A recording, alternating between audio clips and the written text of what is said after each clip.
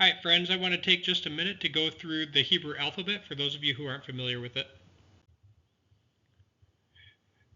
Before you is a table. We have the name of the letter in the right column, the pronunciation, and then three forms of the letter.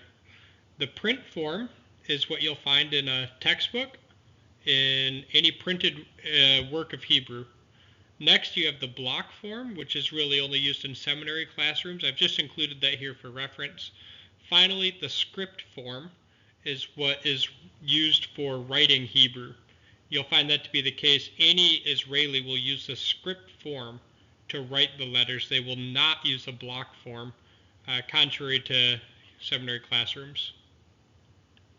Let's go ahead and read through the names of the letters. Aleph, Bet, Gimel, Dalet, He, Vav, Zayin, Het, Tet, Yod, Kaf, Lamed, Mem, Nun, Samech, Ayin, Pe, Tzadeh, Kof, Resh, Sin, Shin, Tav. Now let's look at a few of the specifics on this table. First up, we have the Begad Kafat letters. These are 6 letters in Hebrew that had 2 pronunciations historically. They had a hard pronunciation and a soft pronunciation. Of these, only 3 of the distinctions remain today. Bet, with the dagesh, that dot in the middle of the letter, is pronounced b as in boy. Without the dagesh, it's pronounced v as in voice. Gimel is pronounced the same with or without the dagesh, similar to an English G. Dalet, same thing, pronounced the same with or without the dagesh. Kaf is pronounced with the dagesh, k, or without the dagesh, ch, that grinding sound at the roof of the mouth.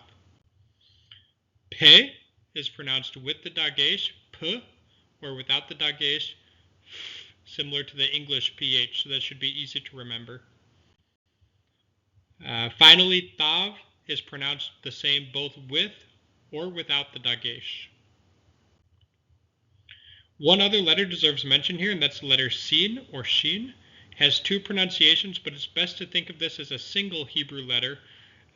One reason for this is that in Hebrew acrostic poems that we find in Scripture, there's only a single line or a single stanza for the letter Sin or Shin.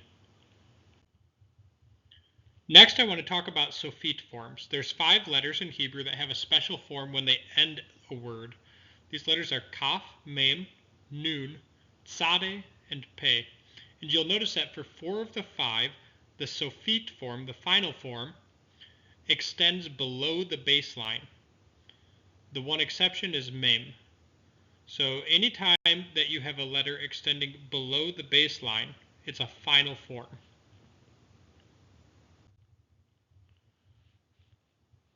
Next, I'd like to look at some similar or unusual pronunciations. So historically, Het was pronounced deep in the throat, while Chaf was pronounced at the roof of the mouth. Today, both are pronounced at the roof of the mouth, but in our course, we will try to maintain a distinction between Het and Chaf. Next, we have Tet and Tav. Both of these are pronounced the same today, somewhere between the English T and TH sounds. You can push your tongue just a little bit forward when you're using the sound in Hebrew, and that will help you to approximate a modern speaker. Aleph and Ayin. Ayin is similar to Het. It's pronounced down here, deep in the throat, whereas Aleph is a pause between 2 vowels. This is a good realization for the vowel patterns. You'll find that words that have either Het or Ayin in them have similar vowel patterns. The same is not true for Het and Chaf or Aleph and Ayin.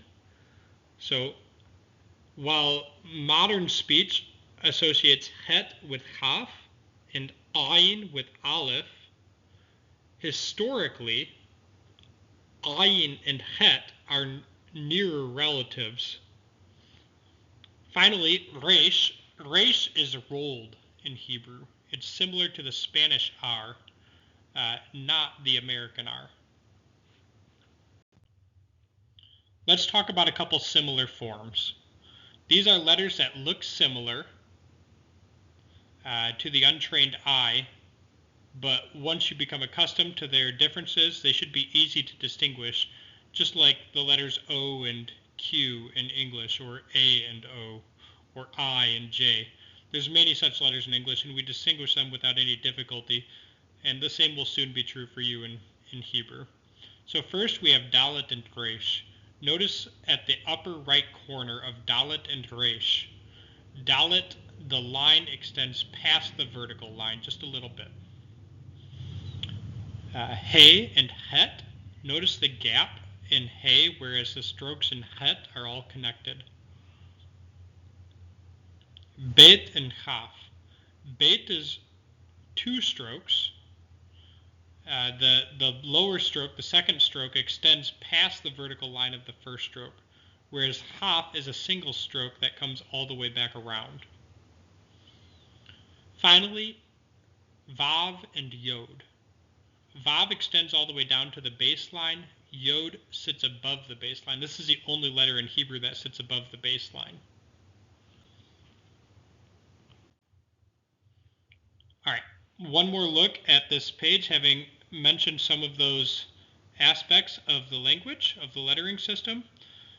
We have, you'll notice the Sofit forms are listed in there. They're marked as Sofit in the pronunciation column. And you'll also see that the Gad Kafat letters, the 3 letters that have a distinction in their sound, they have a pronunciation guide for both the letter with the dagesh and without the dagesh. So again, be able to recognize the print forms and be able to produce the script forms for each of these letters.